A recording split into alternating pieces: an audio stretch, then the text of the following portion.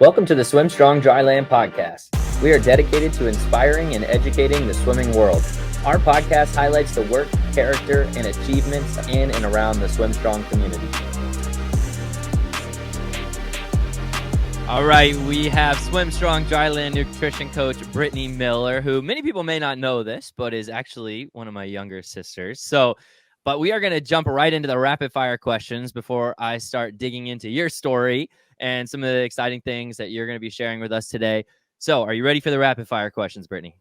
I'm ready. All right, let's do it. First one, if you could have a superpower, what would it be? Super speed. Quick. Walkout song. What would be your walkout song? Ooh, When Everything Falls by Haste the Day. Wow, throwback. Best Halloween costume you've ever had? One year I was Mario and my twin sister was Luigi. I remember that. Who's your favorite artist? I think right now probably Khalid.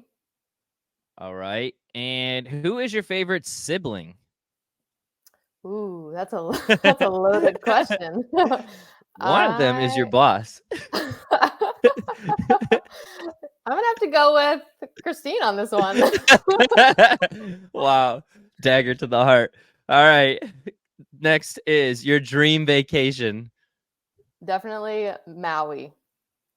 All right. And last but not least, if you were stuck on a deserted island and you needed to survive for months, you get to pick 2 SwimStrong Dryland staff members to be on that deserted island with to survive. Who would you pick?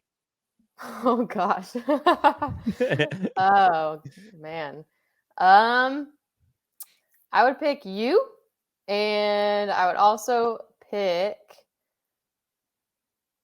I'm going to go with Brian, because he's pretty quiet, but I feel like he's probably the smartest one on our team. So he would be able to figure out how to survive better than anybody. He's pretty smart. Why would you pick me? I don't know. I didn't pick you for the sibling one, so I had to pick you for something. Just pity. All right. Maybe not your best choice, but cool. Well, those are your rapid fire questions. Thanks for answering those so people could get to know a completely different side of you. But I'm really excited to jump into your story. This is so much fun for me to have the privilege of getting to work with you every day and see your passion for what you do. Obviously, for those who are in the SwimStrong program, you've probably seen Brittany on webinars. You've seen her articles and downloads and documents and social media posts and things that she does to just make this program amazing so you guys can have next level education around your nutrition and wellness. And it's just so much deeper than people think. And people don't know this about Brittany, but she is wicked dedicated to research, and she's a super nerd and just loves to constantly be researching, and I love it. So we're going to dive into your brain a little bit, but first, I want to just ask about your story. How did you even end up in nutrition coaching for the first place? Let everybody know kind of your background and story, how you got into nutrition coaching, and what led you to SwimStrong, kind of that whole journey. Yeah, that's a great question. So I was an athlete from age 5 until 18. And when I got to college, I was just, done with the competitive side of athletics, and I was playing just for fun, but realized that I'd missed a huge part of athletic performance by not paying attention to my nutrition. So, my whole, basically my whole life leading up to that point had just completely not paid attention to it at all, really didn't give it a second thought. And it really did affect me. And I struggled. My performance wasn't as good as it could have been, and also struggled with a lot of things mentally. And so, yeah, there was just a lot of things that could have been better. And so looking back, it just kind of spurred that, thought in my mind, like, man, like, what could I have done better? And so I started researching on my own and just getting into nutrition and just wanted to know more. I couldn't stop once I started. I just wanted to know everything I could. And so that's kind of what led me on that path. And then first started my first major, nutrition education was from Precision Nutrition, and then continued on that path with a couple of other different avenues. But and then with SwimStrong, you had asked me, you knew that I was really getting into nutrition, starting to research it and get more, just getting all the information that I needed. And so you asked me to start writing articles for SwimStrong. And so I started off there. And then from there, we kept working together. And so, yeah. So can you tell everybody a little bit about the first experience you had working with SwimStrong before it was really even SwimStrong? SwimStrong was more of an idea. We were forming the foundation. And I remember when I was working with a team in the St. Louis area, I invited you out to speak to them, which you had been a nutrition coach for several years, right? You had run your own business and you were working with individuals, but you hadn't worked with swim athletes yet. And I believe this was in 2018, right in the infancy of SwimStrong becoming SwimStrong. And I've always been inspired by how you just kind of leaped after the opportunity. And even though you were probably terrified, and you've told me funny stories about how nervous you were when you came out and stuff, because public speaking wasn't necessarily your passion, but you loved helping people and you love nutrition. Can you speak a little bit about that? Because I think a lot of people should hear this. Brittany hasn't always just had everything together and was an amazing public speaker. It was more of, I'll let you speak to kind of how that happened and spurred all of this on. Yeah. So it was a neat experience and definitely sparked my passion for the sport of swimming. Not something that I, expected, but getting to speak to a group of swimmers and just hearing back from them, like the things that they were struggling with nutrition, just seeing the sport and how different it was from anything that I'd ever been a part of, and just how detailed everything is in swimming. And same thing with nutrition too, that like, I love details. I'm a huge detail person. Not everybody is, but I get really excited about them. And for swimmers, there's so many details that go into the sport. And so, yeah, just seeing that and how impactful it is when, as a swim athlete, you actually pay attention to your nutrition and you fuel yourself with good quality food that is going to have your energy levels in a place that you want, your mental clarity and focus is going to be where you want. There's so many things that go into it. So that got me really excited, just being able to educate it on that. And then also to hear from them kind of where they were at and the things that I could help them with to level up and just to be a better athlete, but also to have better focus in school and better just all around energy. So that was what got me really excited. And talk about you were working one-on-one with individuals previously, more in the adult population, right? Is that correct? And now, what attracted you to the team environment? Like, what do you love about SwimStrong specifically? Why is it something that you're so passionate about to the point where you left behind everything else and now this is all that you do, which is super special for me and for our staff and for our athletes for multiple reasons. For me, it's amazing to get to spend more time with family, but also I learned so much from you, and our athletes benefit so much from you spending so much time doing everything you can to give them the best resources to be the best they can be. Our coaches, parents, everything. It's super unique. There's like almost no one I know who all they do is spend their time doing research and development and education for swim athletes, centered around nutrition and wellness. And but that's a bold leap. That's a pretty scary thing to do in your career. And so what about SwimStrong attracted you to be like, yes, this is the avenue I want to go to make the impact that I hope to make in my profession?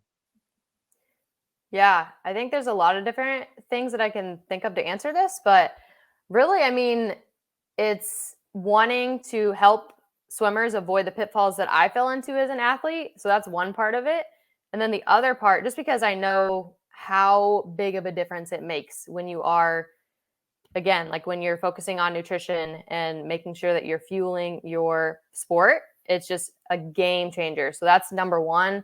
And then also just all that we offer and bring. So there's so many different aspects of the company that just, we think about the whole athlete. And so that is something that is crucial. And it's not, it's not just nutrition. It's not just the dryland side. It's not just, being a great leader. Like, it's a lot of different things coming together. So I loved that, and that you had that mindset too as you were starting the company and just wanting to impact people in as many ways as possible. And so that really attracted me to continuing on and making sure that, I am the best at what I do, as far as like, not comparing myself to what other people are doing, but just the best that I can possibly be. And so I strive to do that every single day. And, there's an infinite amount of things that I can learn and that I can, continue, because the nutrition field is exploding. There's just so much coming out right now. I think it went from like 300 articles and studies that were coming out a year to 3,000 now. And so it's just insane. So what I want to do is just give everyone in the program the best that I possibly can. And I love getting to do that. And if I can make an impact on, even if it's just a few people, then it's worth it. But I'm hoping, it'll impact many more than that. And that's why I absolutely love what I do, because there's so much potential. There's so much growth happening in the field of nutrition. So, and it's fun to see you light up when you're around the kids too, and the coaches. Like when we go to the elite camp and just being there in person, there's a different aspect of that, right? Like we do a lot of stuff behind the scenes, but when you get to go to the elite camp, or you get to go to a swim meet or a clinic or whatever it is that we do to be in person, it's a whole different experience. And I think it allows you to see, like, it's fun to like communicate all this and educate, and you're making an impact, but it's way more fun to be with the people who you're serving. And it just makes you want to work that much harder. I don't know if you have that same mindset as me.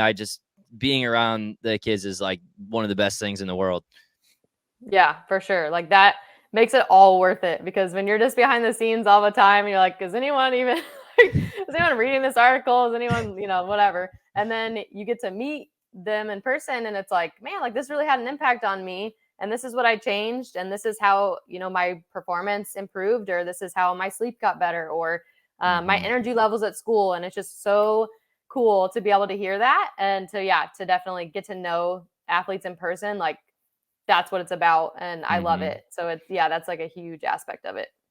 And that's a big shout out to what you said to SwimStrong athletes, because our athletes do read stuff and actually apply the resources that we give them. And there's a reason, why crazy things are happening, because they're not only consistent with the programming that Brian and Steve are designing, but they're super, super disciplined with so many different things around leadership, around nutrition and wellness, around their mindset. And, all that stuff adds up. Those aren't little things. Those are things that most people brush off. And, I know you personally and our entire staff is passionate about the whole athlete, and that's going to get you the best results, but it's also going to impact your life, which is way more important. And so that's just one of the most rewarding things for sure.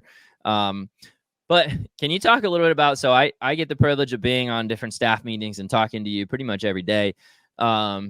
Usually I get to hear you go on rants about how you see things on social media, that this is bogus. Like people are just sharing stuff that has like no research backing. It's not objective. There's always things coming out that's like clickbait versus like, is there any substance there? And I wondered if you could give people, like, from your perspective as a nutrition coach, I think sometimes we take this for granted and think that everybody just knows this, but they definitely don't. Can you share, like, how do you know what's good information and what's not? What are you typically looking for? Obviously we tell people, like, ask us before you, put anything into your body that you just saw on Instagram or whatever. But what are some of the major pitfalls that you see athletes fall into with new fads coming out and social media? Sometimes people just take things as truth, especially if someone has a lot of followers or whatever, which is wild.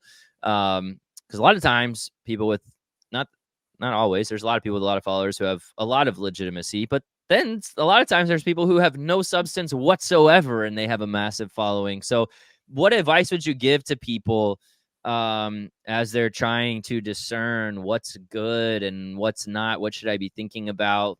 What goes through your mind that you would want them to be thinking about? Yeah, that's a great question. It's a hard one to answer, but I'll try my best. So I would say the first thing would be, if someone is telling you that you need to eliminate foods or food groups, then that's probably a red flag. So there's specific situations where maybe that would be necessary, but for the most part, if someone's saying, dairy is inherently evil, or, whatever, like you should never eat any sugar, then, that's a red flag. So that would be the first thing. And then if someone is singling out one ingredient and saying, like, hey, this ingredient, like seed oils or whatever it is. This is the devil. Like, you're going to die if you eat this, or you're going to, whatever, like this is going to hurt you. Then, that's a little bit of a red flag too, because we can't pinpoint ingredients like that and then have this overarching claim that, oh, it's always bad in every scenario, because the dosing does matter. And also everyone is going to have a unique response to different foods and ingredients. And so that's something that can't just be a blanket statement. So those would be the top two, I would say, that just come to mind.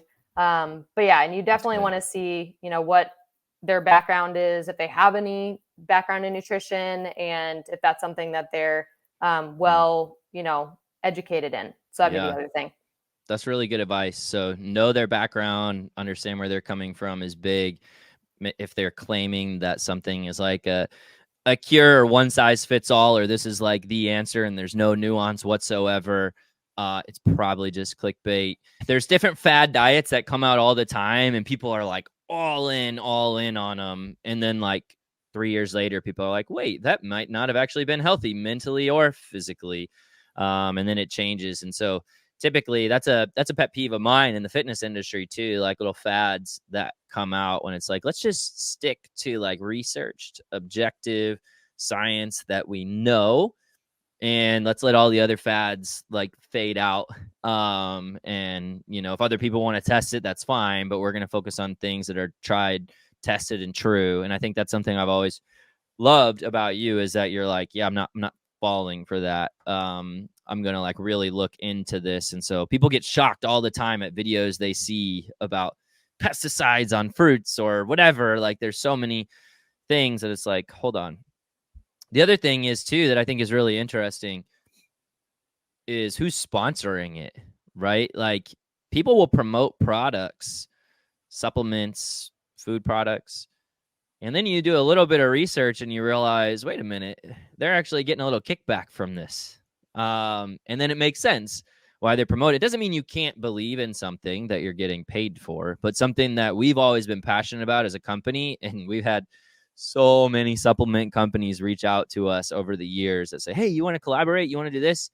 Every single time we say no without hesitation, because that would then jade our recommendations. Even if we truly believe in a product, you're always going to lean towards the one that personally benefits you in the back of your mind. So with SwimStrong, and this is something I've always believed in, and Brittany's believed in, is that like anything that we recommend, like we'll recommend competing brands all the time, because it's all just based on the research that Brittany's done. I just think that's really important. It just, people have a hard time being objective nowadays, and we want to give our athletes, coaches, parents the best unbiased information possible. So anyway, but that's great information for people to sift through things. And of course, if you ever need more help with something, you can always ask us. And you've done a lot of work, not just, webinars and meeting in groups with people, but having individualized assessments and things like that. What would you say as a swim athlete, with the hundreds and hundreds of people, or thousands, I don't know how many it's been up to this point, that you met with, what would you say is like kind of the overarching, this is the big thing that most people are missing? I know it's individualized and everybody has different things, but what are the things that you're like, I bring this up on 70-75% of the meetings that I'm on with people that swimmers are missing? Ooh, that's a good one. Yeah, I think probably just making sure they're eating enough. It's so foundational, but making sure that they're getting enough calories, because, as a high school athlete, or even if it's middle school or elementary, like whatever level you're at, as a club swim athlete, it's so hard to keep up with energy demands with your training load that you have. So yeah, that's like a big one, because if you are training, let's say 4 hours a day, or 3 to 4 hours a day, and you are not taking in enough calories, so your body is going to prefer to use calories for exercise. So you have nothing left for growth and development after that. So that's where it's really hard. You don't want to be in this it's called relative energy deficiency. If you're in that state, then a lot of problems come from that. So both health consequences, but also performance consequences. So you just will not feel your best. You will not perform your best. if you do not eat enough calories. And so that's probably the number one thing that I would say that I bring up, or that we end up finding out, like, hey, like, you know, you're feeling fatigued because you're not eating enough. And it's challenging. It's really hard to eat enough because of their crazy schedules. Like, they have school, they've got family stuff going on. They have a lot of times 2 practices in a day, homework, tests, you know, all that's a lot. So what do? You know that they have crazy schedules, and you know that a lot of people aren't eating enough. What are strategies you give kids to be able to be successful with that, right? Because one thing to know, like, oh yeah, I know I should eat more, but how can athletes who are watching this, how can they be successful with actually getting the nutrients that they need with the schedules they have? What are some strategies you've given? Yeah, the big ones would be using the performance plate method throughout the day to make sure that they are getting all of the macronutrients that they need to, you know, build and repair muscle, to have energy throughout the day, so that they're not, you know, feeling completely fatigued by the time that they're halfway through practice. So that's a big one. So the performance plate method basically is just looking at your plate and making sure that you have protein, carbohydrates, fat, and colorful foods pretty much at all of your meals. So that's like number one. And then besides that, I would say making the most out of your meals. So make them really nutrient dense, get the most bang for your buck. So if you're trying to keep up with energy demands and you are in a relative energy deficiency state, have some foods on there that are just super nutrient and calorically dense, like avocados. You could do dried mangoes. You could even have like full fat dairy products. Those are going to help to bulk up your calories, where you're not having to eat a ton more, like volume, but you're eating a really nutrient dense meal. Or you could add things like nuts and seeds. They're going to have a lot of calories and also have a ton of micronutrients too that are really beneficial. Can you talk more about RED-S, the relative energy deficiency syndrome, that you mentioned before, and what are, just so people really understand how much it can impact your body if you're not getting enough? What are some of the signs that you are in that, that you're struggling with that? Maybe because maybe people don't realize that's what it is. Like, maybe sometimes they're like, oh man, I'm just like tired. I'm having a hard time recovering or whatever. And you know, I'll let you speak to it. You're the expert here. What are the things that you would look for that, like, hey, this is probably what's going on if you're feeling XYZ? Yeah. So the two that you just said, so having a hard time recovering, you're feeling fatigued a lot during either at school or at practice. Concentration is a big one too. If you're having trouble concentrating at school, mental clarity, if that's not as it should be, or even like just having like brain fog or not just being mentally clear, like I mentioned. But for females, a big one would be if you are of age to have your period. If you lose your period, that's a huge sign as a female athlete that you are not eating enough. So look out for that. And then, yeah, like I would just say in general, just not performing at your highest level. And there's so many other things too that could go into it, but I feel like those are the biggest ones. So if you're the athlete who's training super hard all season long, but you feel like you're not performing the way you should once you get to your meet, this could be that you're just not fueling your body enough. And, but again, like Brittany was talking about, like, you do have to have a strategy to, you know, be successful. She's talking about the performance plate method, which if you haven't, SwimStrong athletes, if you haven't looked that up already, it's on the nutrition and wellness website. Type in the password and you'll see, and it's the different performance plates that you should have at different times of the day or different times at a swim meet, depending on where you're at in the season. And it's amazing. So you have all these tools and resources that Brittany's thought through or seen these problems come up and given you guys solutions. But so the information is there, but I think something else that's really cool that you did is you created a whole article on habits, like how to develop a habit. And I think nutrition and wellness and anything to do with your mindset is way more difficult than training your body. I've always believed training your mind and your nutrition way harder than training your body. I can show up to a workout and do that, but when it comes to like eating nutrient dense meals and being disciplined ahead of time and making sure that I'm disciplining and training my mind, those are very different things.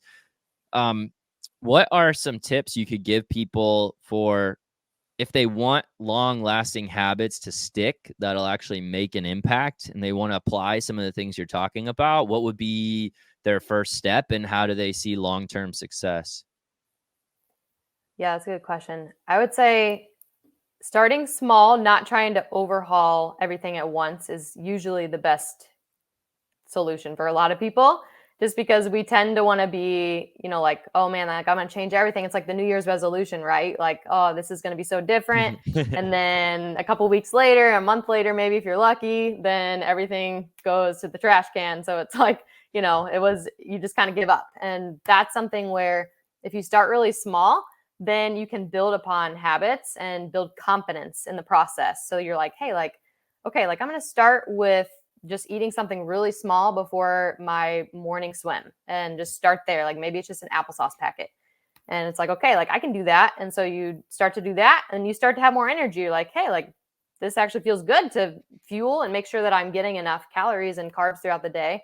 So that's where you start. And then from there, like, okay, what else can I do? What can I add in? So, just as you go, slowly things will build upon each other. And then you have this arsenal of habits that, you don't know how it happened. It's not like it happened overnight. It just, it's small little things every single day that just become exponentially, they compound. And then you're just like a completely different athlete.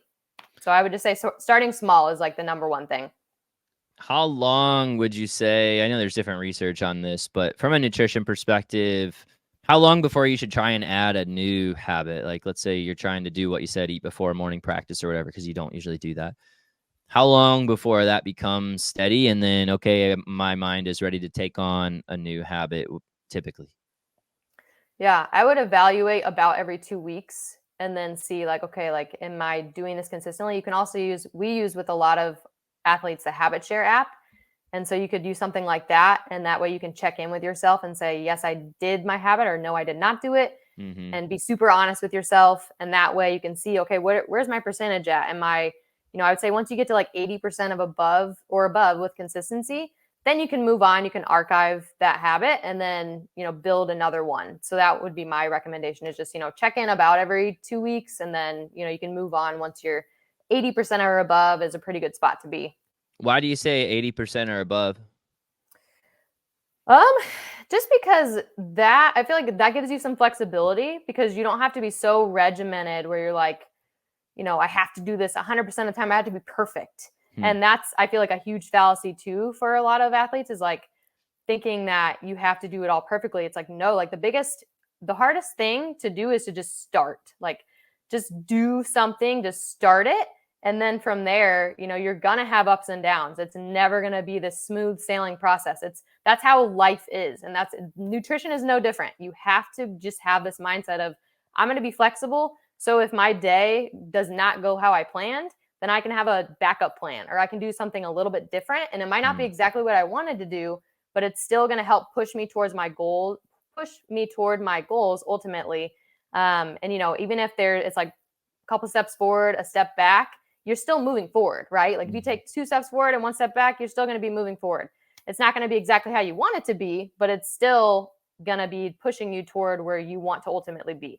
So I would say, yeah, that's why 80%, if you want to be a little bit higher on that, that's totally fine. But that's like where I would start. That's good. I feel like that's really good mentality wise too, because a lot of times people do feel that stress or need to be perfect. And it's like, hey, you can be all in and not be perfect, and give yourself some grace. Remember that you are a human, right? And if you are making the right choices that are moving you towards your goals and helping you feel good 80% plus of the time, you're probably going to see really good results. And so I think that's wise for, just the mindset around nutrition too, and growing your mental skills. And then it'll just become something that'll become more and more natural to you, as you gain a habit and you're at that type of consistency. So I think that's really good. And I can hear the passion in your voice talking about, fallacies of people believing they need to be perfect and all kinds of things like that. Is there anything right now that you've been either, and this is putting you on the spot here, but anything specific you've been researching, or like any certain like things that are out there that are driving you crazy that you want people to know, like, hey, this isn't true, even though people are posting about this? Like, don't buy into it? And obviously there's a million different things like that, but is there like one thing in particular that you're kind of seeing that comes up that you're like, this isn't true, and here's why? Oh, yeah. I would probably say just that, like there are perfect foods out there, or like there's, like this, because this food is organic and gluten-free and pasture raised and, like all that stuff. I feel like the buzzwords that you see on labels, it's not a bad thing. Like, it's not a bad thing to be organic. It's not a bad thing to be grass-fed or grass-finished. Like, all that stuff is good. But I feel like that's where the perfection mindset comes in. You don't have to get the best stuff or what you think is the best stuff all the time, because it's not realistic for most people. And if it is realistic for you, then that's great. But for probably like 90% or higher of people, it's not realistic to do that. And it's not going to hurt your performance if you do not get what you feel is, like the top tier food, or, if you're seeing those buzzwords and you're like, oh, I have to get this because it's, it says that it's, like 0 sugar or whatever in your mind you feel like is the healthiest. A lot of times it's maybe not, but even if it is a little bit better, like if you go organic versus non-organic on certain fruits and veggies, you minimize your pesticide exposure in a lot of cases, but non-organic foods still use pesticides. So you have to take that in consideration. And it's like, not everybody can afford the most expensive organic product. And so I think that's like, some people just be like, okay, well, I can't afford the best, so I'm not going to do it at all. And that's where I think a lot of the fallacy comes in. And for athletes, like you just need to eat. It doesn't matter if it's the best, greatest new thing, just eat. And then from there, like if you want to get more into the details of things, then we can get into that. But just start by eating enough. Like, don't worry and obsess over what you think is the best thing. So you're talking about just people use buzzwords, which is common in every industry. I hate when people use the word swim specific incorrectly for dry land. It drives me nuts. There's swim specific. That's a great thing, but people have used it to be like, your dry land should be swim specific, which means every exercise you do should look like what you're doing in the pool. Like, no, are you crazy? Like, you're doing millions of strokes every single month or couple months. You don't need to do more swim specific work on deck. You need to do things that are specific to the swim athlete. That's what we mean for swim specific, making sure we keep them injury free, making sure we keep them healthy, making sure we're giving them the tools to execute the things in the water that we're asking them to do. And they need to develop that athleticism on dry land. So when people say swim specific, I'll get off my soapbox here. But so that's like one of the things with dry land, swim specific. Like, okay, let's say you can say that word, but let's understand what it actually means and what it should look like. So for you, with like the nutrition side of things, and people use buzzwords like organic and gluten-free and sugar-free, you mentioned that a lot of times that doesn't even mean it's actually healthier or healthy at all. So talk about, like, I don't know, people talk like sugar-free, fat-free, that's out there a lot of times. Why might that not be healthy? What are we missing? If it's sugar-free and fat-free, why isn't it like awesome for our body? Yeah. So, there's different situations, right? So for example, with electrolyte drinks, if it's sugar-free, you're not getting any carbohydrate to help replace glycogen. So to replenish glycogen stores for giving you energy, that's your main energy source during exercise. So that's a big one, I would say, with energy drinks. But then also, with food in general, it's good to not have a ton of added sugar. But if you're avoiding all sugar, then that means you're avoiding fruit. Like, fruit has sugar in it. And so that's, if you say like, oh man, like I cut out sugar for the year, I'm on this diet, and it's like, okay, well then you're going to be missing a lot of nutrients because you're not eating fruit, and you're not eating, like probably a lot of other things too that have, whole grains and things like that. So I think that is a big one with the sugar-free. But then, yeah, like if you're saying, well, maybe dairy's bad or gluten's bad, then again, you're cutting out food groups, you're missing out on nutrients. So if you cut out dairy, you're missing out on calcium, vitamin D, riboflavin. There's a lot of nutrients in there. You're missing out on, if you go gluten-free, you could be missing out on iron and B vitamins. So it's just, you just got to be a little bit careful. And again, everyone is going to have a different response to food. So if you have an intolerance or an allergy, then that's a big thing that you need to pay attention to and talk to a doctor about. But yeah, for most people, then those foods should not be limited, especially as you're growing and developing as not just an athlete, but as a person. Like, you need a lot of different nutrients than, your older counterparts. So making sure that you're not cutting out things just because you think they're healthier, and falling for like, keto or, whatever you think is the healthiest diet right now is just most likely not going to actually benefit you as an athlete. And that's, like Brittany said, it's important to note, like, there are some people who should go gluten-free because they have an intolerance or lactose intolerance or whatever. But then if you do that, you need to make sure that you're supplementing the nutrients you're missing. And there's other ways to get it in, but you have to be very conscious about how to do that. But just doing it to do it, that's a thing that a lot of people are doing that doesn't really make a whole lot of sense, especially for a developing young athlete. But also kind of on the side of like buzzwords, we talk a lot about reading labels. Like, you have written actually an entire article on how to read labels. Somebody says something sugar-free, but then there's all kinds of other garbage in it. What should people be looking for on a label that's like, oh, it says it's sugar-free, it's healthy, right? Well, what are things that you see on a lot of sugar-free things that are advertised as healthy that, like, actually this is a lot worse for you than if there was just sugar in here? What are some of the things that, like, people may have no idea, hey, if this or this is on the label, don't buy into it?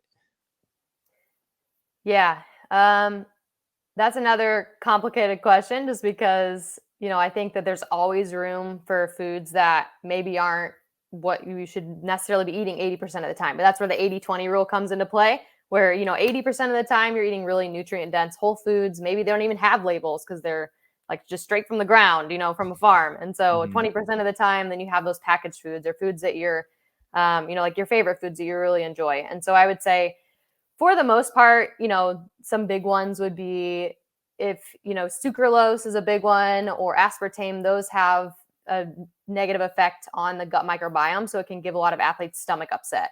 And so that's a big one just as an athlete to be aware of. So artificial sugars and sweeteners, just because, again, like, they will probably upset your stomach in some capacity.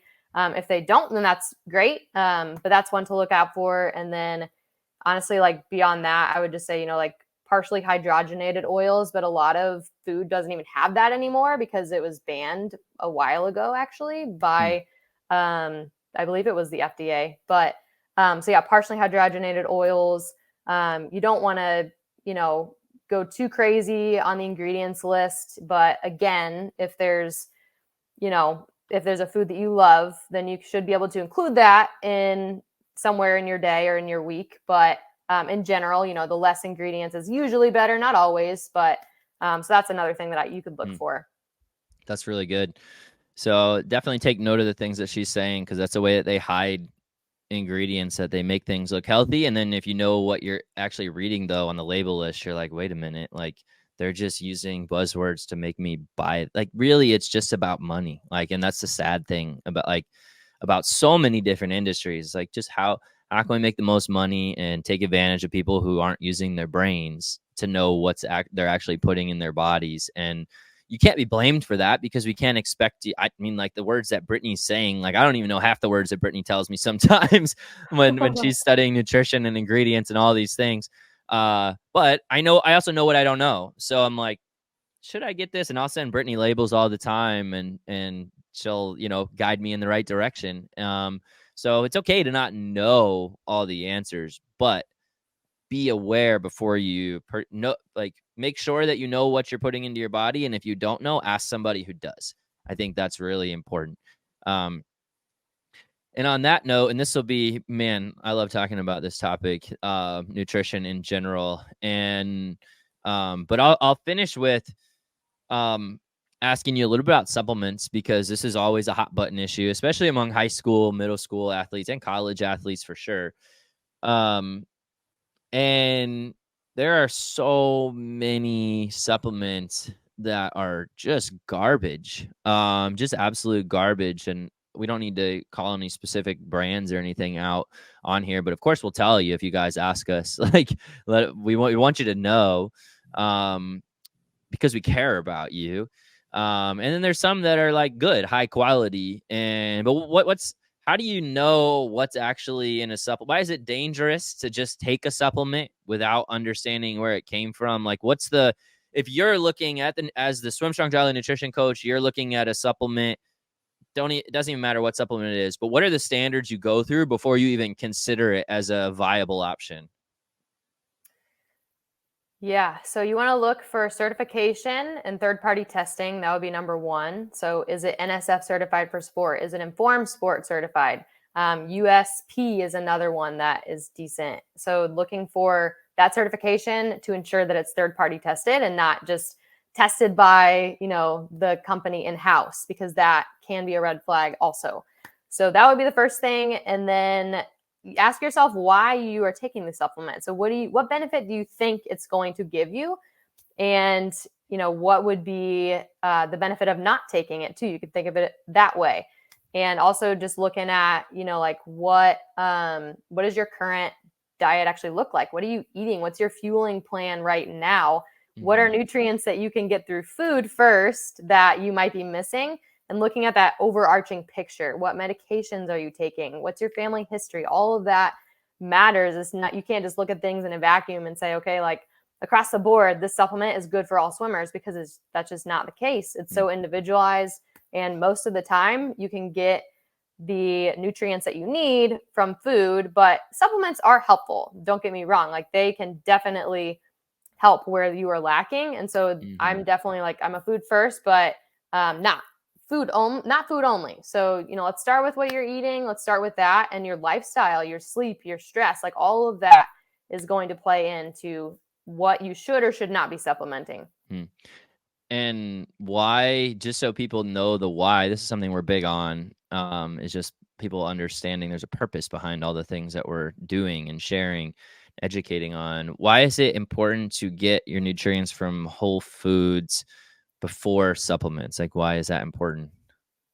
Yeah. So if you're only supplementing, like let's take greens powder, for example, you're missing out on fiber. And then also the nutrients are not as bioavailable in a powdered form. So it's gone through processing.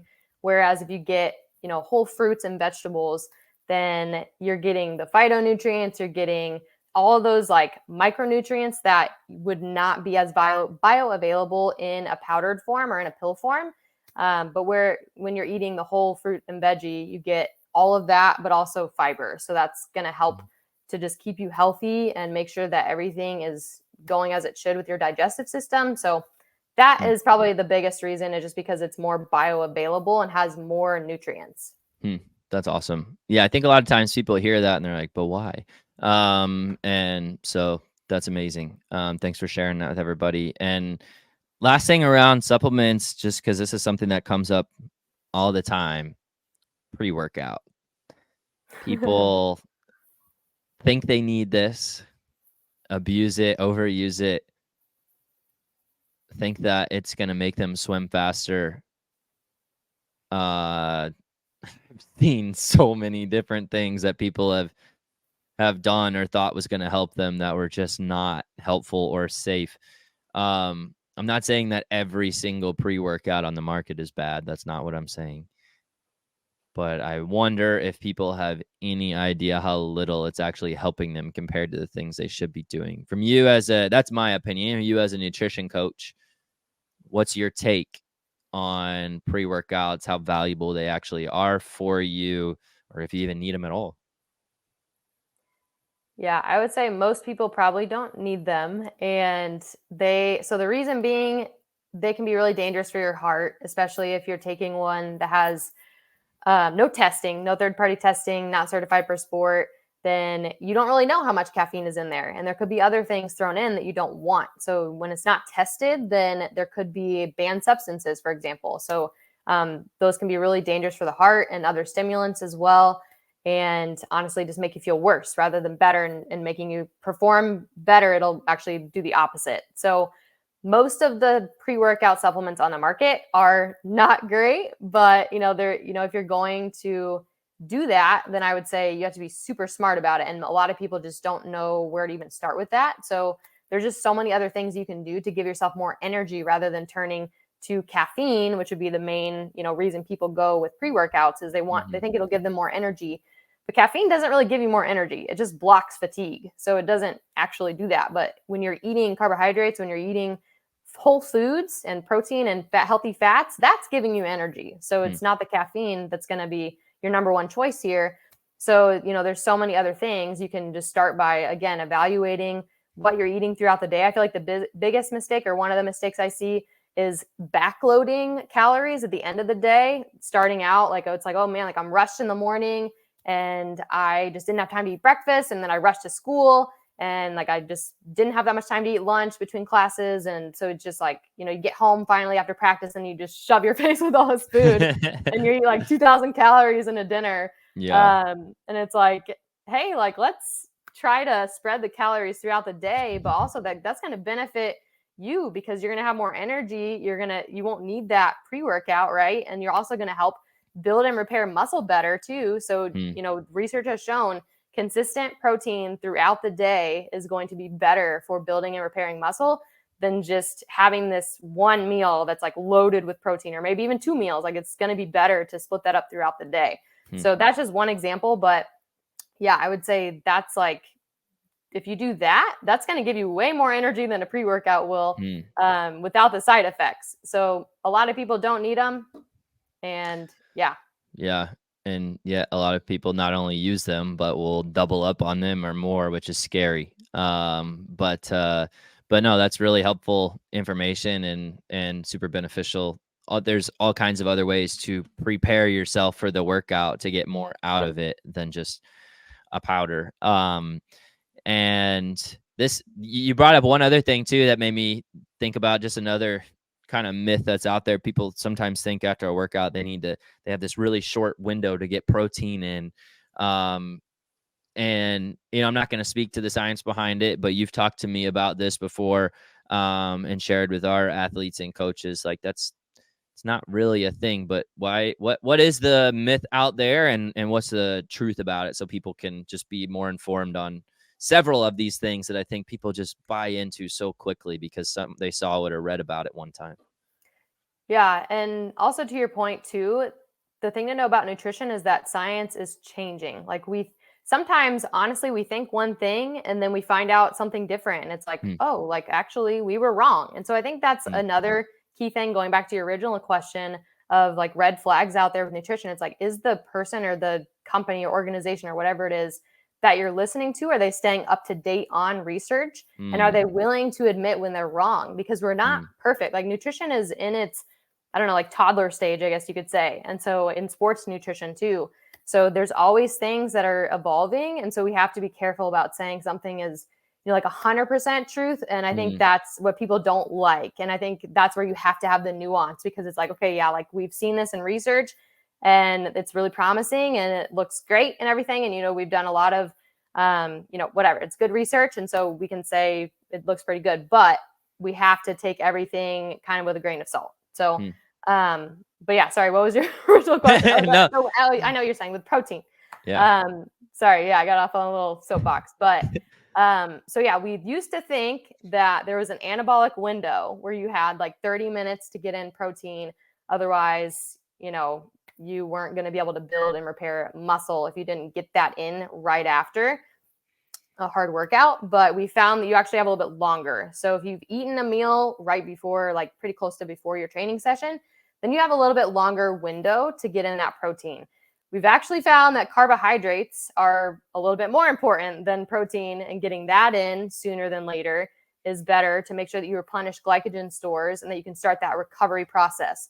Now, with this being said, it's still not a bad idea to eat something as soon as you can, just because like we talked about before, with a relative energy deficiency that can often happen with club athletes, you just need to continually be eating, like maybe even every couple hours. So that it's not a bad idea to go ahead and replenish both carbohydrates and protein, but you don't have to freak out. Like, if your practice ends and you're like, well, I have to, whatever, like maybe you have to go run an errand, or your parents are driving you home and you have to make a stop somewhere. Like, it's totally fine. You're not going to lose out on muscle gains if you don't immediately get in protein. That's really good to know. I mean, and to your point, I remember when I was in high school, I thought that was true. And I would go immediately to like the closest gas station and chug a chocolate milk or something to like, so it's like, I got to make sure I finish my workout. The chocolate milk is great. Yeah, like for sure. And I loved it too. But like, it was something that I believed back in the day. And, you know, I've since come to realize that's not true. But I think what you said is really wise. Like, people, research changes, and like there are things right now that we will be wrong about, that you have to be humble enough to be like, hey, the research indicated that this was most likely the best way to go. But now we have more research that's come out and more technology and more insight. Actually, it's looking like we should move this way. That happens in fitness, that happens in nutrition, that happens in just about every industry, I would imagine. And the people who are constantly researching, always learning, never saying, oh, I have it figured out.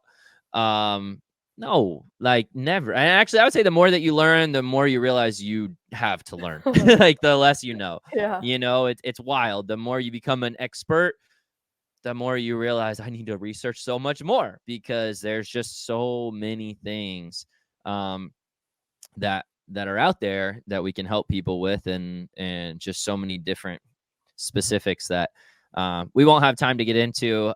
We've already gotten some great insight from you here.